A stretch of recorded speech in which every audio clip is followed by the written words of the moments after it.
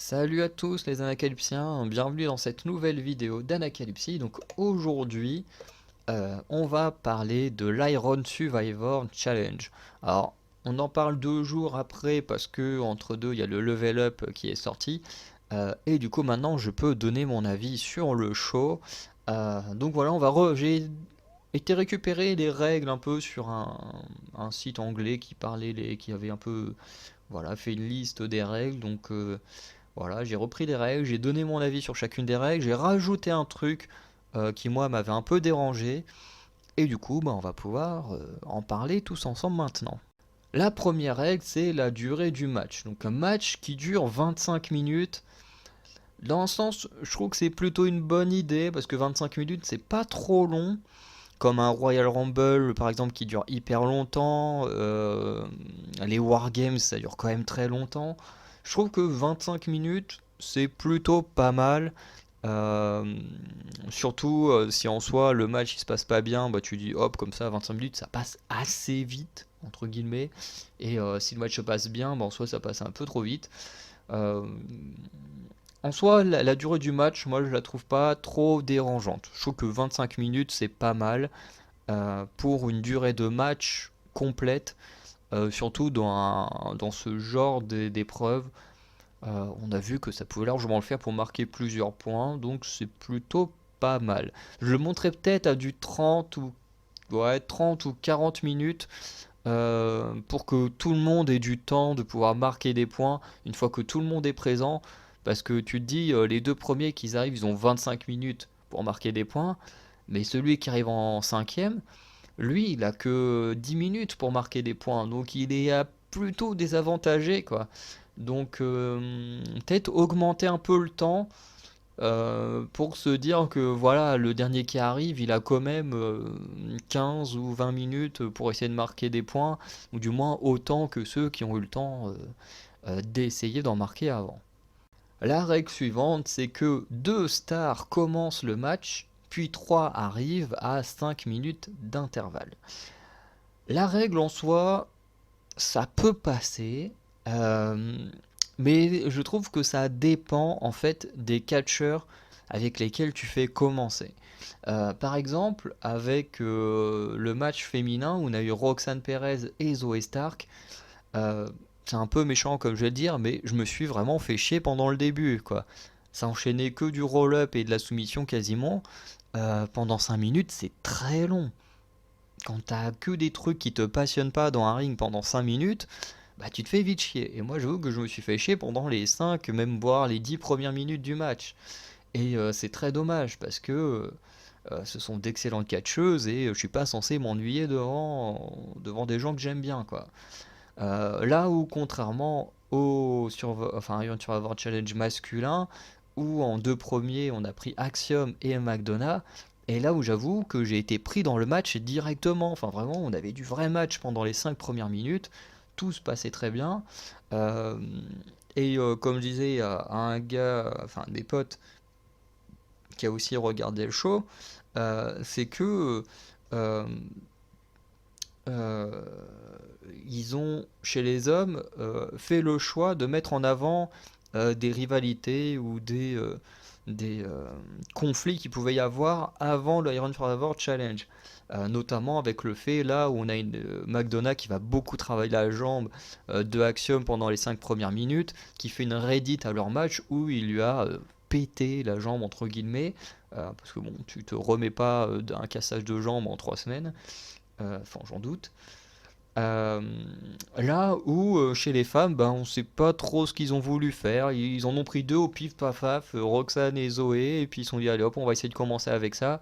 Alors que je pense que s'ils avaient pris Roxane et Cora Jade, ou je pense que Cora Jade aurait eu des raisons de vouloir défoncer Roxane après sa défaite à Halloween Havoc, je trouve que le début de match aurait sûrement été mieux avec ce qu'ils auraient pu raconter par rapport au show précédent. Que là, bah, entre Roxane et Zoé, t'as rien à raconter. Ou alors tu mets Roxane et Indy Hartwell, puisqu'elles se sont affrontées il y a très peu de temps et que Roxane avait gagné. Enfin, je sais pas, ils auraient dû faire un truc beaucoup plus intelligent pour débuter. Et je pense que les 5 premières minutes, du moins du côté des femmes, auraient été aurait été moins longue. Parce que pour moi, le gros problème, c'est vraiment les 5 premières minutes. Parce qu'une fois que le troisième catcheur arrive, et bah tu dis ça y est, ça commence à bouger dans tous les sens, même si t'en as un qui finit dehors en train de dormir, comme dirait Sturi. Voilà, t'as quand même le temps de voir deux personnes se battre, puis dès que t'as le quatrième, enfin, après il y a toujours de l'action dans le ring. Mais quand c'est les deux premiers, faut bien choisir les personnes.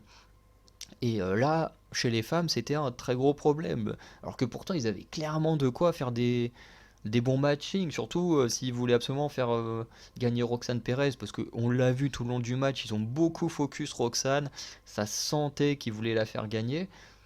Et je sais pas, tu as quand même Indy Hartwell et Couraged avec qui il y a des choses à raconter par rapport à Roxane. Tu te dis, eh ben, pourquoi tu prends pas une de ces deux-là? Ok, Kiana James, il n'y a rien à raconter avec Roxane, donc vous la mettez pas contre elle. Zoé Stark, il n'y a rien à raconter avec Roxane Perez, alors pourquoi l'avoir choisi elle pour débuter contre Roxane? Enfin, ça n'a pas de sens. Au moins, chez les mecs, ils ont été un peu plus intelligents. Et du coup, pour moi, voilà, ces intervalles de 5 minutes, pour moi, tout dépend de qui débute le match. Et en vrai, je me dis peut-être que ce serait mieux de descendre les intervalles à 3 minutes. Je me demande si c'est pas l'intervalle qu'il y a au Wargames des 3 minutes. Et en vrai, 3 minutes, c'est quand même pas mal pour que des personnes rentrent dans le ring. Surtout qu'il n'y en a que 3 arrivés, ça fait au bout de 9 minutes à peu près, t'aurais tout le monde. Ouais, 3 6 9 au bout de 9 minutes, t'aurais tout le monde. Et après, ça laisse. Je suis pas doué en maths. Attends, 25 moins 9, ça fait combien? Ça fait 16. Non, si, ça fait 16. Après, ouais, ça fait à peu près 15 16 minutes pour. Non, peut-être 14. Attends. Non, ça ferait. Ouais, non. Non, c'est bien 16. Euh, Ça ferait 16 minutes pour tout le monde essayer de marquer des points. Je pense que 16 minutes, c'est pas mal une fois que tout le monde est dans le ring pour finir le match. Donc ouais, je pense que je baisserai quand même le temps des minutes d'intervalle, même si je trouve que en soi, si tu choisis bien tes catcheurs et catcheuses, 5 minutes, tu peux ne pas les sentir passer s'ils sont bien choisis. Ensuite, la règle suivante, c'est que le but est de gagner le plus de points en 25 minutes. Alors moi je trouve ça cool parce que ça rappelle le Iron Man match. Et en vrai j'aime bien l'idée de marquer des points parce que c'est vrai que le catch c'est peut-être comme parmi la plupart des sports de combat un sport où t'as pas vraiment de points à marquer. C'est voilà, tu fais un tombé ou des trucs et tu ne marques pas de points. Même si certains sports entre guillemets de combat fonctionnent avec un système de points. Je pense à l'escrime parce que là j'en ai fait pendant 2 semaines qui reste un sport plus ou moins de combat. Il faut quand même agresser entre guillemets son adversaire avec son épée et le toucher pour marquer des points. Donc ça reste plus ou moins du combat. Et puis pour avoir combattu, ouais, je peux vous dire que c'est quand même stressant de voir quelqu'un avec une épée en face de soi prêt à te taper dessus. Euh, Surtout que moi qui aime pas être touché, ça rajoute un stress en plus. Euh, mais voilà, quand même des sports de combat où il faut marquer des points. Mais dans la majorité des sports en plus c'est comme ça, mais c'est vrai que le catch n'en fait pas partie. Et je trouve bien d'adapter un peu le catch avec l'Ironman match du coup au sport en général où il faut marquer des points. Donc, je trouve ça plutôt cool. Le Iron Survivor Challenge reprend ça, c'est plutôt sympa et franchement j'ai rien à redire dessus. Ensuite, la règle suivante, c'est que les points, du coup, ils peuvent se gagner soit par tombée, soit par soumission, soit par disqualification. Alors par tombée, c'est normal, soumission, c'est normal, c'est les moyens classiques de gagner des matchs, et la disqualification, je trouve ça bien que ce soit inclus dedans, parce que comme ça oblige les heals à se comporter, entre guillemets, comme il faut. Et à combattre dans les règles, voilà, et de pas utiliser d'objets pour avoir un avantage dans le match. Et du coup, je trouve ça cool, comme ça, si tu utilises, je sais pas, imaginons que Coraged aurait utilisé euh, un kendo stick sur Roxane, bah hop, elle aurait offert un point à Roxane, et puis voilà. je trouve que c'est plutôt intelligent. Dans un match classique, si tu attaques quelqu'un qui a un objet, et ben, tu te fais disqualifier et tu donnes la victoire à l'autre. Je trouve ça plutôt normal que cette règle-là de la disqualification soit inclue au Iron Survivor Challenge, puisque ce n'est pas une stipulation où il faut utiliser des objets. Bon, même si chez les mecs, ils vont quand même beaucoup utiliser la cage pour se cogner. La règle suivante, c'est que lorsqu'une superstar reçoit un tombé ou une soumission, il finit dans une cage pendant 1 minute 30.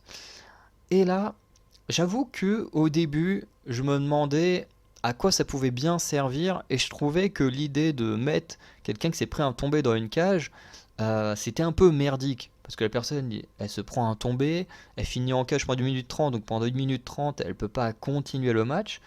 Et j'avoue qu'au début, je trouvais l'idée complètement con. Après avoir vu le match, je trouve qu'en fait l'idée est plutôt bonne. Dans le sens où euh, t'es là, tu te prends un KO, une personne fait un tombé sur toi. Si on te met dans la cage, en fait c'est pas juste un moyen. Et en fait je pense que la WWE aurait plus dû l'expliquer mieux que ça, cette partie de la règle. Mais moi je trouve que c'est bien en fait dans le sens où si tu finis en cage, déjà tu as le temps de récupérer pendant 1 minute 30 et surtout bah, ça évite que les autres rapaces sur le ring, s'acharnent sur toi et essayent de gagner des points faciles. Parce que sinon, tu fais ça, t'en as un qui est, on va dire, qui est en moins bon état que les autres, bah tu t'acharnes sur lui et puis tu fais des points faciles.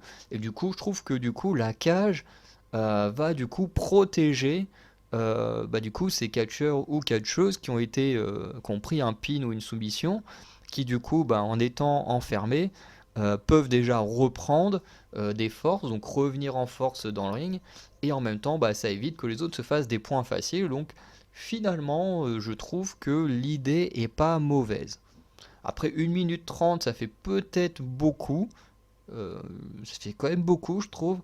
Mais en soi, dans l'idée que ça évite à des adversaires de faire des points faciles, dans ce sens-là, je trouve ça plutôt cool. Ensuite, le fait que les gagnants remportent un match de championnat, donc qui est plus ou moins la dernière règle de la stipulation, enfin du moins pour NXT Deadline, parce que si le Survivor Challenge revient, rien ne nous dit que ce sera à nouveau pour des championnats, on ne sait pas. Mais j'aime bien l'idée, voilà, d'avoir une récompense, voilà. Même si malheureusement, je trouve que enfin, les gagnants de cette année sont pas non plus hyper crédibles par rapport à leurs champions. Euh, Par exemple, Roxane Perez, j'ai énormément de mal à la voir battre Mandy Rose. Surtout avec Jessie Jane et Gigi Dolin aux abords du ring, quoi. Je vois pas du tout comment Roxane Perez pourrait battre Mandy Rose. Et c'est pareil pour Grayson Waller. Je vois pas comment il peut battre Braun Breaker. Surtout qu'en plus, si on imagine qu'il y a des rapports de force à la WWE, quand même, Apollo Crews a battu plus ou moins facilement Grayson Waller lors de Halloween Havoc, en sachant que Apollo Crews a donné beaucoup de difficultés à Braun Breaker, euh, que Braun Breaker a quand même ressorti fort en battant Apollo Crews. Euh, voilà, si on suit des rapports de force comme ça, bah, techniquement, Grayson Waller n'a zéro chance contre Braun Breaker. Euh, et de toute façon, même sans le match qu'il a perdu euh, face à Apollo Crews, de toute façon, Waller, je trouve pas du tout crédible pour affronter Braun Breaker. Bref, c'est comme ça. Je trouve que des meilleurs choix auraient pu être faits, notamment chez les hommes. J'aurais largement préféré Carmelo Hayes, qui pour moi était clairement le plus crédible pour affronter un Braun Breaker. Après, chez les filles, Indy Hartwell ou Zoe Stark, en termes de puissance, auraient été crédibles face à Mandy Rose, mais je les voyais pas gagner, parce que bah, Indy Hartwell, je pense que voilà, c'est mieux qu'elle aille dans le roster principal. Zoé Stark, elle a sa rivalité avec Nikita qu'il va falloir qu'elle fasse avancer. Et du coup, bah, dans ce qui reste, je voyais plus Cora Jade. Mais même Cora Jade, même si je l'adore, c'est ma préférée à NXT. je voyais pas non plus Courageux de crédible pour vaincre Mandy Rose, quoi. Et en fait, dans le match, personne n'était vraiment crédible pour vaincre Mandy Rose. Donc c'est un peu dommage. L'idée de remporter un match de championnat est cool, mais c'est bien de mettre des catcheurs ou catcheuses qui ont l'air crédibles, du moins en tant que gagnants face aux futurs champions, enfin aux champions qu'ils doivent affronter. Bref. Et du coup, on a fini avec les règles, mais il y a un dernier point sur lequel je voulais revenir, c'est les entrées dans le ring. Je veux dire, c'était assez bizarre parce qu'on nous a dit oui, tac, voilà, vous aurez ces 5 là pour les hommes, ces 5 là pour les femmes, et ensuite on nous a balancé le match comme ça, en sachant qu'on savait que 2 allaient commencer et 3 allaient arriver petit à petit. Et en fait, j'aurais aimé qu'il y ait un match ou quelque chose qui détermine l'ordre des entrées, ou du moins qui seraient les 2 premiers catcheurs ou catcheuses à débuter le match. Euh, et puis, je sais pas, faire un match et si tu gagnes, et ben, hop, tu rentres en premier dans le Iron Survivor Challenge ou un truc comme ça, ou faire genre une bataille royale en fonction de comment t'as éliminé les autres, et ben c'est ta façon d'entrer dans le Iron Survivor Challenge. Et comme ça, bah, celui qui a gagné, bah, du coup, il rentre en premier dans le match et du coup, il a plus de chances de marquer des points. Et celui qui aurait été éliminé en premier dans une battle royale, hein, c'est que une imagination. Mais du coup, ayant été le moins bon à ce truc-là, et ben il rentre en dernier dans la Iron Survivor Challenge comme étant une sorte de punition et ayant moins de chances de marquer des points. J'aurais trouvé qu'un système comme ça aurait été plus intelligent parce que bah là on nous a juste dit bah vous commencez avec ces deux là sans qu'il y ait vraiment de raison d'explication. Ensuite les entrées des autres il n'y a pas vraiment non plus de raison d'explication, c'est hop on les fait rentrer petit à petit sans que l'ordre ait finalement d'importance pour ceux qui ont booké le match, alors que je trouvais encore une fois qu'il y aurait pu avoir des choses à raconter. Voilà, je sais pas si chez les filles tu mettais Roxane et Cora en premier, qu'ensuite faisait rentrer Indy Hartwell, là ça aurait pu être super cool, un vrai carnage, et puis après tu faisais revenir Zoé Stark comment elle s'appelle, et Kiana James par la suite, et puis hop, il y aurait eu de quoi faire. Mais je trouve que ouais, les façons d'entrer dans le ring, enfin du moins la façon de choisir comment rentrent les gens dans le ring, j'ai trouvé que c'était un choix qui me dérangeait parce que bah, comme c'est un truc à temps limité, c'est pas comme le Royal Rumble où que tu rentres premier ou dernier, en soi tu t'en fous parce que t'as pas de temps, t'as pas de points à marquer, t'as juste à être le dernier à survivre et puis c'est tout. Là t'as quand même du temps, donc si tu rentres premier, t'as quand même beaucoup plus de chances de marquer plus de points que celui qui rentre dernier. Bon là, cette année, ils ont fait en sorte euh, que tout le monde, à part Kiana James et JD McDonough, ait soit chez les filles tous un point, à part la gagnante qui en a deux, et chez les hommes tout le monde deux points, sauf le gagnant qui en a trois. Donc ils ont essayé quand même de faire un truc voilà, assez équilibré, euh, à part pour Kiana et McDonough. Mais tu te dis, il y a quand même une injustice entre ceux qui débutent le match et celui ou celle qui arrive en dernier. Et du coup, pour moi, ça aurait été logique de faire un match avant pour déterminer qui rentre à quel moment dans le Iron Survivor Challenge. Parce que, bah voilà, pour moi, ça me paraît plus logique euh, dans une stipulation comme ça avec du temps et des points à marquer, bah, qu'il faut déterminer un ordre d'entrée. Parce que sinon, tu te dis pourquoi, par exemple, chez les hommes, Joe Gacy était le dernier. Voilà, on peut se poser la question, pourquoi lui en dernier? Pourquoi Axiom et McDonough en premier? Et on peut se poser la même question chez les filles, pourquoi Roxanne et Zoé en première et Indy Hartwell en dernière? Pourquoi tous ces choix-là? Euh, J'aurais aimé qu'on ait un truc pour nous l'expliquer. Moi, ça m'a dérangé euh, qu'on nous explique pas comment ont été faits les ordres d'entrée. Euh, voilà, même si vous nous avez juste dit c'était du tirage au sort, ça m'aurait suffi. On dit hop, comme le Royal Rumble c'est du tirage au sort à l'époque, ça m'aurait suffi qu'on nous explique ça. Là, on nous explique rien, les gens ils rentrent un peu n'importe comment, enfin, genre il n'y a pas de règles établies, et bah, du coup tu dis allez hop, Indy et Gacy, bah, vous démerdez, vous avez 10 minutes pour essayer de gagner le match, et puis voilà, enfin, je trouvais ça un peu naze. Donc voilà, au final, à part deux trois petits points qui m'ont pas trop plu durant le Iron Survivor Challenge, dans la globalité, ça reste une stipulation que j'ai plutôt appréciée. Mais surtout du côté masculin, où j'ai trouvé que c'était quand même beaucoup mieux géré que du côté féminin, malheureusement. J'aurais aimé que ce soit aussi bien géré des deux côtés. Mais je trouve que voilà, quand le booking du match est bien fait, et si en plus il peut être encore mieux fait avec quelques idées que j'ai pu donner, enfin, du moins que moi je trouve que ça pourrait améliorer la chose, je pense que ça peut être vraiment une très bonne stipulation. Voilà, mais encore une fois, vaut mieux avoir des beaux noms quand même pour après avoir l'air crédible pour affronter les champions.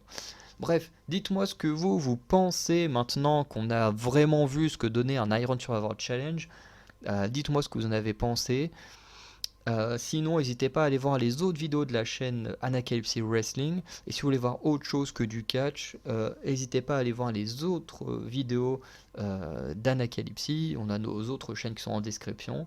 Et sinon, bon, on se dit à très bientôt pour de nouvelles vidéos. Allez, ciao!